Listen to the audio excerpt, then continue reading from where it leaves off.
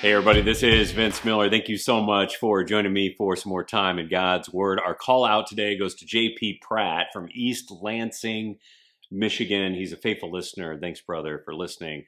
And good luck on that championship game tomorrow night. Today we're going to be in Nehemiah chapter 6. I'm going to read verses 8 through 9. It reads, Then I, that's Nehemiah, sent to him, that's Sanballat, saying, No such things as you say have been done, for you are inventing them out of your own mind. You are making them up, he says.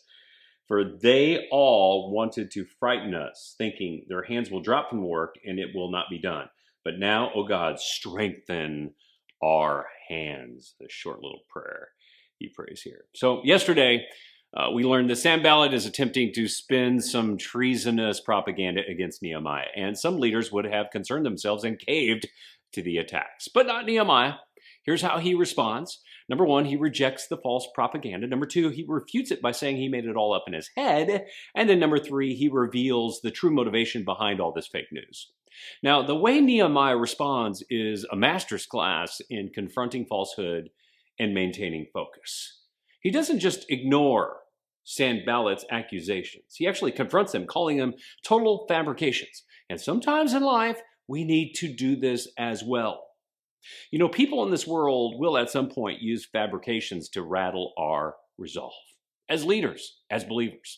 And this is going to happen in our workplace, it's going to happen in our home, and it's going to happen in our minds. The enemy wants nothing more than to see godly leaders disoriented, disturbed, and even deserting their God-given mission. But Nehemiah stands resolved in strength, and here's why. First, he has been unwavering in his character, and he knows it. Second, he knows his mission is not about himself, but about God. Now, these are the truly strong leaders, leaders who work hard to weed out character issues, leaving no hint of impropriety and compromise, and those who know the mission and understand that its motivation might be misunderstood, but never quit and even defend it. So here's the deal. Fake news and false propaganda work until they meet with a leader of character on an uncompromising mission from God. There is no doubt that these surrounding enemies had beaten down the Jewish people for years using these same tactics, but Nehemiah was not going to stand for it. And he could because, well, he was a little different. He was privy to their practices. He was prepared for their propaganda. He was refined in character. He was on a mission for God. Therefore, all these factors stirred a bold refute from him. In addition, what Nehemiah demonstrated became a teachable moment for the people of God. I mean, Nehemiah used these moments to rebuild the failing resolve of God's people. He intentionally modeled a strong and godly response to his enemies so that the people would see what it looks like to stand with resolve against the accusations of their enemies.